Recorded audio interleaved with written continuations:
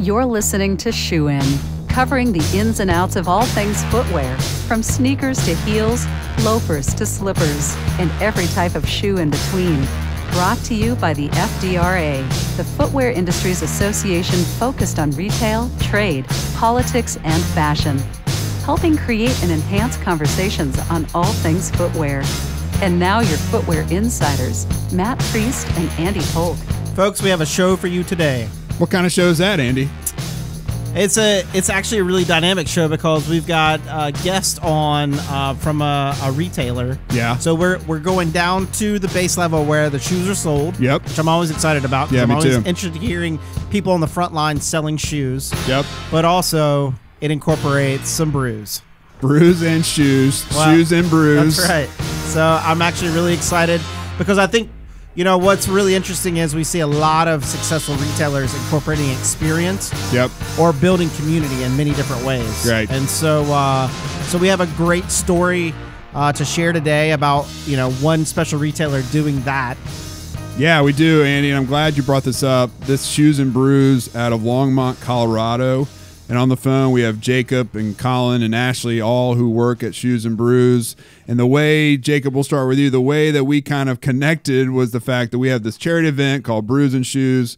You guys have this amazing retail story that's Shoes and Brews, and we wanted to kind of make sure the marketplace knew that one side was charity, one side was kick-ass, amazing retail experience in Colorado.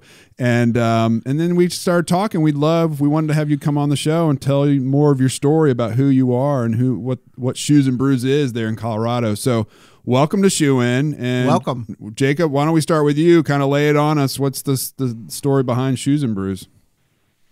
Well, let's see. We've been open for a little over 4 years, right? So it was originally Colin's idea. Colin's my brother, and Ashlee here is his wife, my sister-in-law. So Colin ran up at Colorado State University. My running career pretty much ended after high school, except for casually. I was never that good, you know. Right. But, Too many brews. more of the brews route in college, you know. Going with the shoes.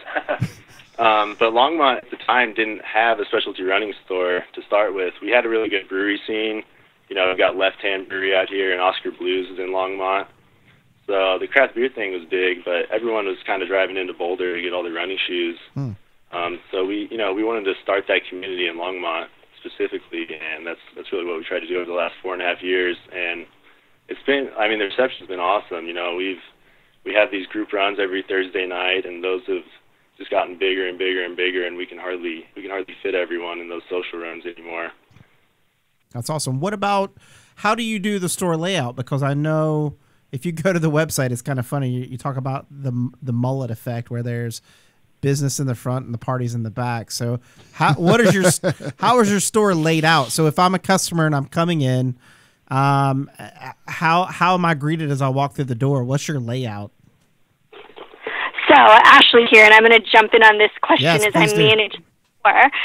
And so what you're going to see is we've really set up the two sides to work together, but to also be separate so that you're not excluding any of our customers. So if you walk into our front door, you're going to see a very typical run shop. So small brands, specialty brands, footwear wall, nutrition, apparel, accessories, kind of all of those things you're going to be able to see right when you walk in, which is into the shoe side. There's a glass wall that's going to separate kind of our shoe side from our brew side. Okay. So you can into the back, which is where we call our beer party part of our store. And that's where you'll find, you know, a full bar setup with, 20 beers on tap, our nano brewery, tables, chairs, everything that you would expect kind of from a brew pub setup.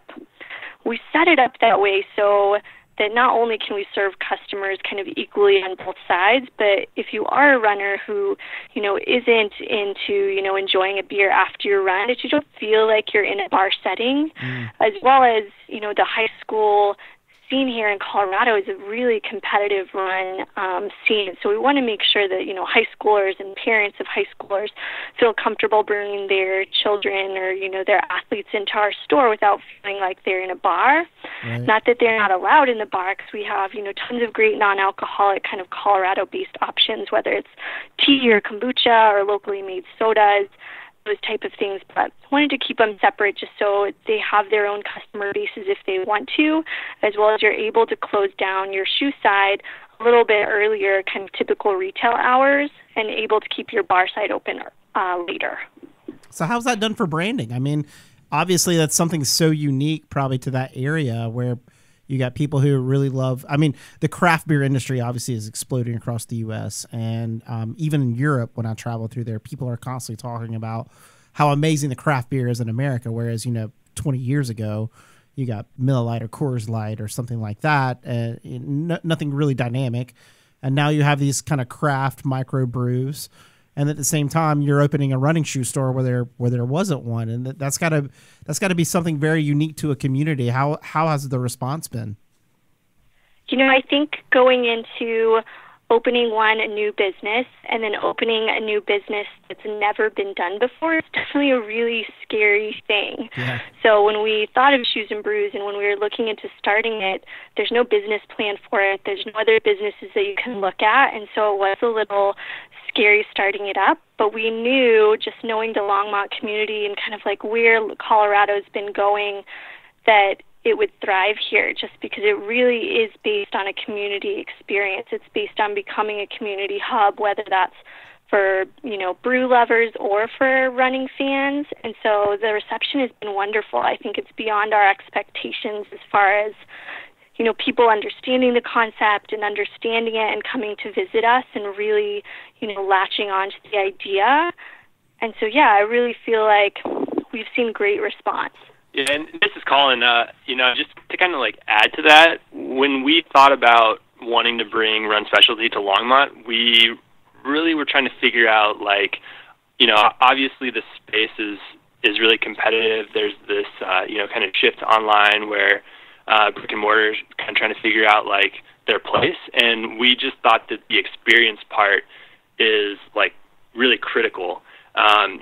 We wanted people to come in and have a unique experience that they couldn't get anywhere else, and so that's really what kind of led us to try to be a bit creative. Certainly risky, but we've seen it work out like we had hoped. It just lends itself well to events, I would say, and races that we do, because people can actually show up and hang out for an extended period of time, and there's something for them to do. We talked to a lot of run stores where they like that concept and they want people to hang out at their space, and they try all kinds of events and things like that. But at the end of the day, being able to sit down and have a beer, that's a pretty big advantage to pass the time. Yeah, it's a huge advantage. And why don't you talk about, and anyone can take this question, excuse me, but why don't you talk about the type of town Longmont is, and for those who aren't familiar with kind of the suburbs of Denver and in the Boulder area and Longmont and Niwot and heading up to Estes Park, tell us more about the terrain and the vibe and why people, why you thought, at the end of the day, we could get people who don't want to go to Boulder for specialty running, and we could have them come to the store here in Longmont. Yeah, absolutely. I think, most people are going to be familiar with Boulder and obviously less so Longmont, but we're only about 10 miles away from Boulder. Kind of the terrain is fairly similar. Not quite as many trails just out the door, but not far from it. And what we've kind of seen in Longmont over the last 10 years or so, I would say, is kind of this transition where we're becoming more like Boulder in a lot of ways. I think, a lot of restaurants and businesses that are opening, are the types of businesses that you would have seen in Boulder and, maybe not as much in Longmont 10 years ago. And I think that shift is kind of just happening due to, Boulder being a relatively more expensive location. We're seeing lots of, younger people moving to Longmont who maybe couldn't afford Boulder. So I think that the cultures are just merging a lot between those two places. Mm-hmm. But we do have a great, kind of like run landscape. There's many trails kind of just out the door from both spots and along the Front Range that lend itself really well to obviously trail running, trail shoes. But then you've got the road scene as well. So I think it's kind of a unique place. I mean, it's the running mecca for a good reason. Yeah, I mean, totally. And when you talk about experience and merging the two, and Andy was talking about that, it's one of the struggles with retail. I think it's one of the banks now. It's a cafe. They've opened up cafes so you can do your banking and get a coffee or whatever, because everyone's trying to merge those experiences. But for you guys, the challenge that the experience is everywhere around you, right? You step outside and you look up and there's experience everywhere, and you drive not that far south and you place like Garden of the Gods where, what an amazing run through there. And so there's just like everywhere you turn, there are trails and opportunities. So to get people to get outside with your product, with the shoes you buy, and then get them to come back to drink your beer, it just seems like a really cool kind of bringing together of two things that are really important and within the Colorado scene. And you've been able to kind of find that balancing act between the two. Yeah, totally. I mean, that was certainly how we kind of pinned it on paper when we were starting out. But it's just kind of been great to see it like materialize. Like we thought a lot of people that are like really into the kind of running scene would get exactly what you just described, but we weren't really sure, like kind of the casual runner, especially with Longmont not having a store before, like if people would say that's crazy, like why drinking and running, aren't those like opposites? and it's not that we've never heard that, because every now and then that'll come up, but for the most part, yeah, the reception was exactly that, like we hoped. Like really just fostering that experience and that community vibe. Like the community piece has been really key for us. We kind of do everything like grassroots. Yeah, and what can you walk through like the hottest sellers on the footwear side, Let's and then talk about shoes. Then the hottest sellers on the beer side. Let's start with shoes, and we'll move to Brews. But what are maybe this is a question for Ashlee, but what are the hot sellers right now on the shoe show floor? Yeah, for us, I think like any other run store probably in the U.S. right now, Brooks is our top seller. I think that they've just continued to innovate and continued to come out with just shoes that, are legacy shoes that each season they're just a little bit better, and, the technology that they're using is a little bit lighter weight. And so Brooks over the past year, at least for 2018, was our top selling brand. But we carry a lot of other brands that, are up-and-coming brands. So we're seeing, Hoka and Ultra and Newton still, in the running for some of those, top 7 spaces, which is really exciting to see people, grab onto some of those newer brands when you look at how young they are compared to a company like Brooks. Right, and it's, just bringing up the Hoka, both Brooks and Hoka are members of ours, but what the trends in running have particularly been is like lightweight, minimalist, people running their bare feet, which I've always thought is crazy. And then now it's still lightweight as much as you can be, but it's cushion, it's thickness, it's a midsole and outsole thickness, which Hoka brings, bright colors. So these trends are kind of ebbing and flowing, year by year when you look at them.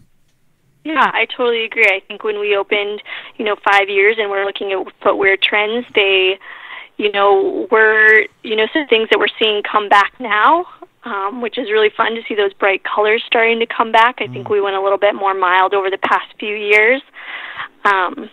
But yeah, we're definitely seeing a lean towards like neutral instead of stability, and new stability, pieces coming out where brands are doing stability in a different way, which has been really interesting, especially, Salomon and Brooks have definitely taken the lead on that as far as, changing the way that we're looking at stability going forward and posting and all of that. So yeah, it's been really interesting to see the changes and see what people are leaning towards each year.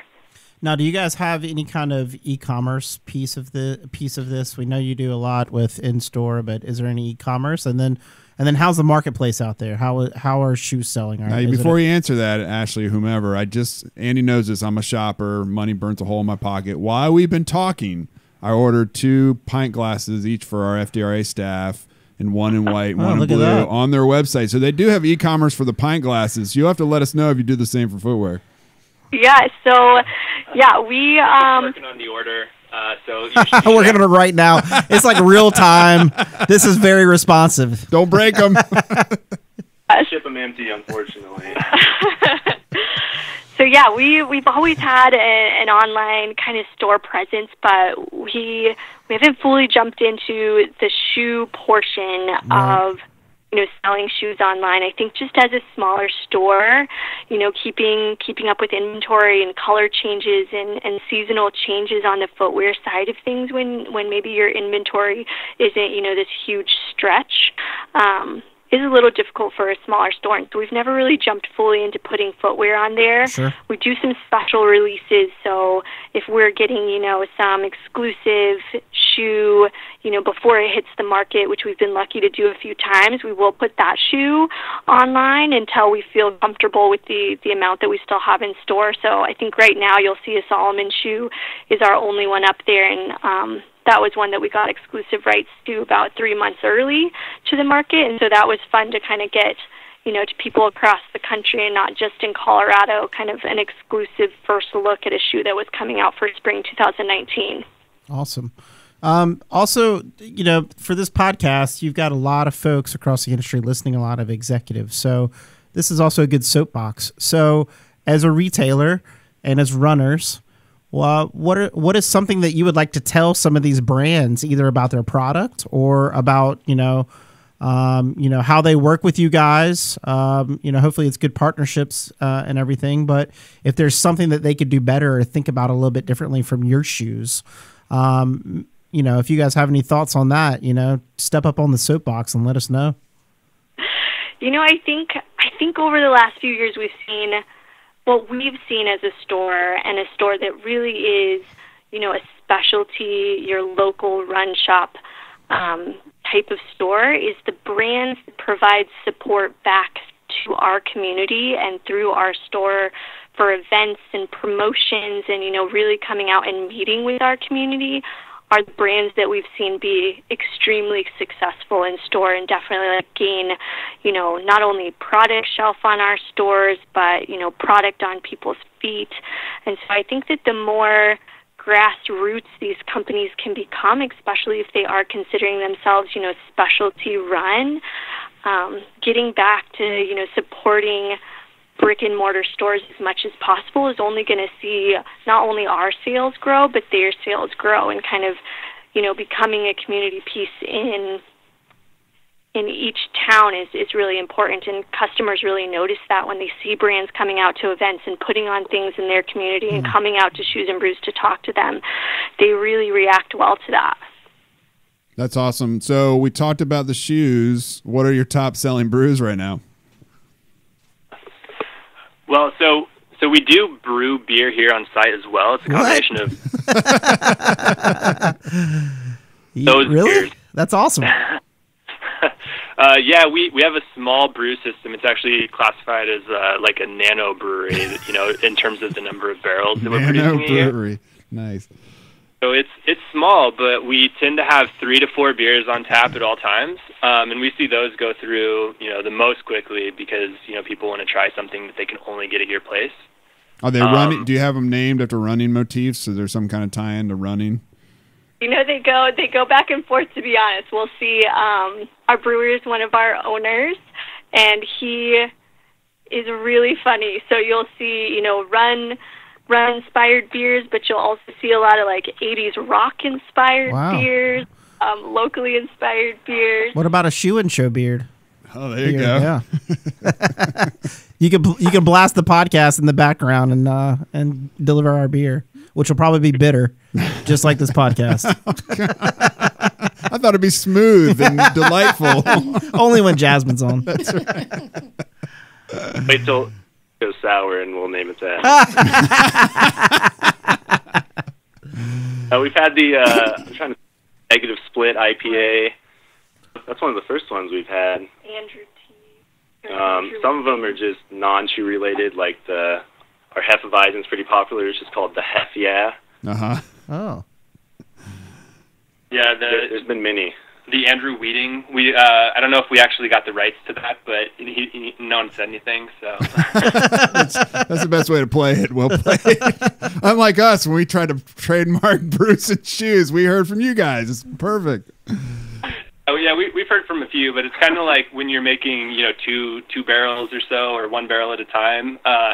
By the time they reach out to you, it's kind of like, well, we sold through that one. Yeah, exactly. We're done with that. Well, it comes to mind, you know what? It's not a bad idea if we think about actually bringing Brews and Shoes out to Shoes and Brews, and we can do it for charity that is important to you guys, and we can serve your actual beer, and we can get all the Crocs corporate people over, and the VF people will be corporate in Denver here soon. That'd be cool. It would be cool. I'm not going to make a run. I'll probably just sit in that one section. That's, right. I'll be right there. Let's just be honest. I'll look at your shoes. I may buy some. I may not run in them. Well, just for sitting too. That's right. That's right. Was there anything else before we throw it over to Jasmine that, what's your website one, and what is other things that you think our listeners should know about you guys?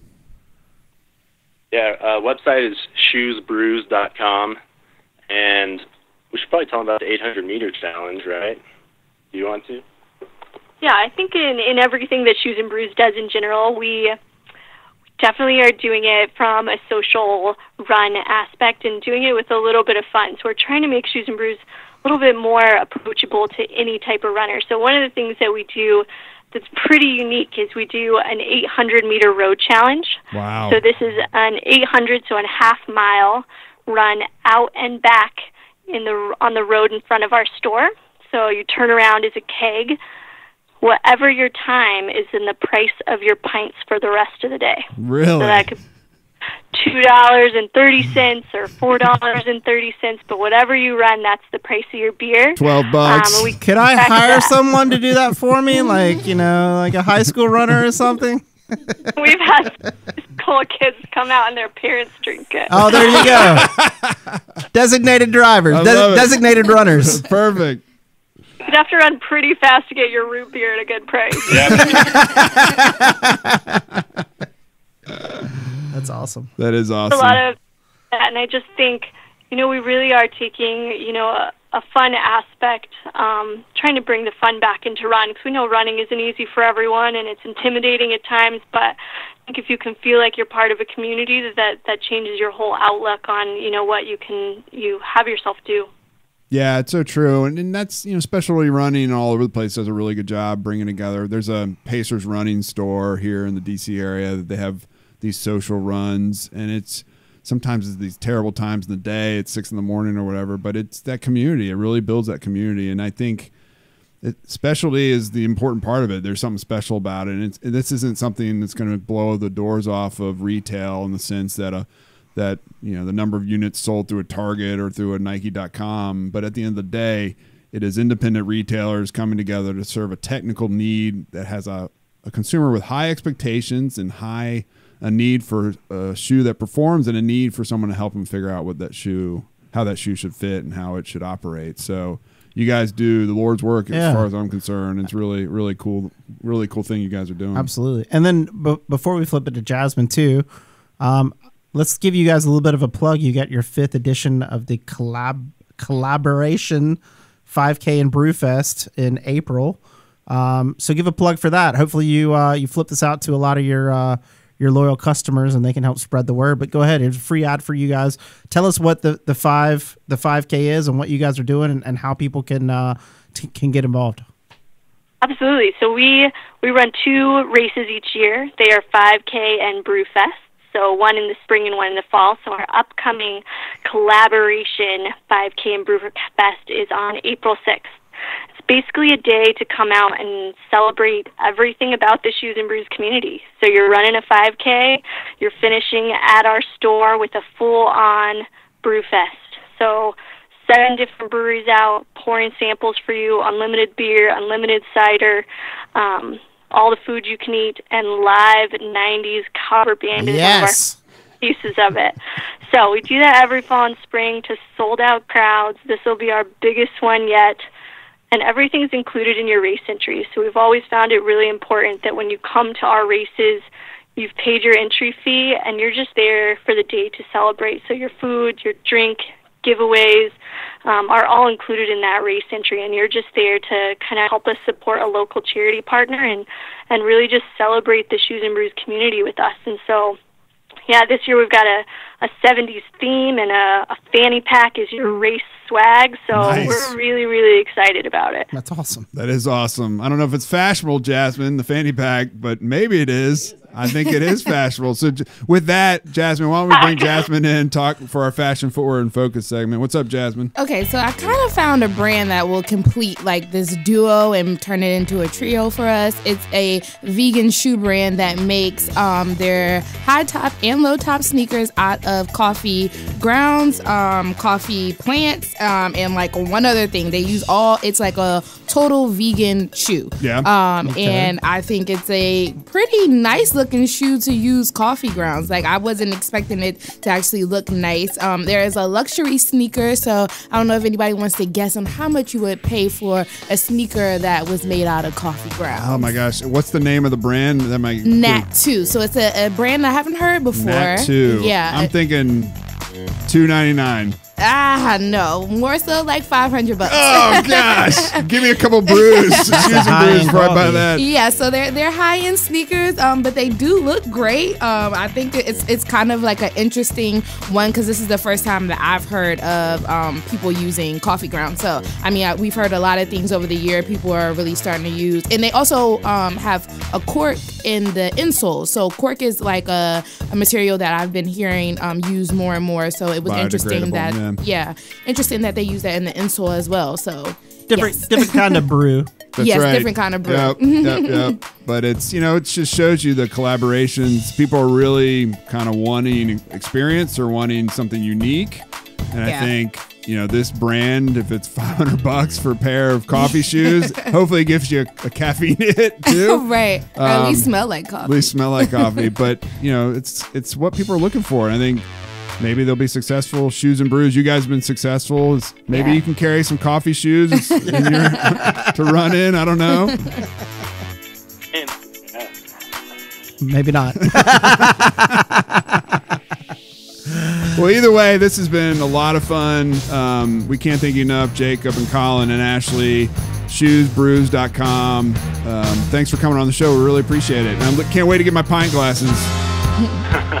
Yeah, thank you for having us. We really appreciate it as well. Absolutely. Folks, this is Shoe and Show.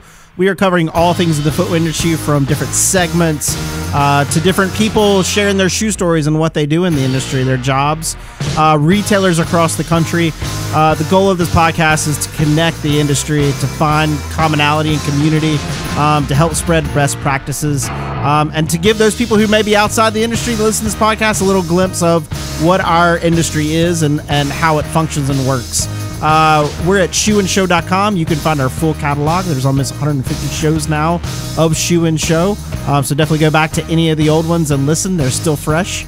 And if you want to hit us up on Twitter, on Facebook, on LinkedIn, let us know how you like our show. Let us know what topics you want us to cover. Let us know who you would like to have on the show, because I guarantee you, if you drop a line, we will probably cover that topic or have that guest come on. So until next time, keep listening, and Shoein is out. Shoein has been brought to you by the FDRA, the Footwear Industries Association focused on retail, trade, politics, and fashion, helping create and enhance conversations on all things footwear. For information about FDRA, visit fdra.org.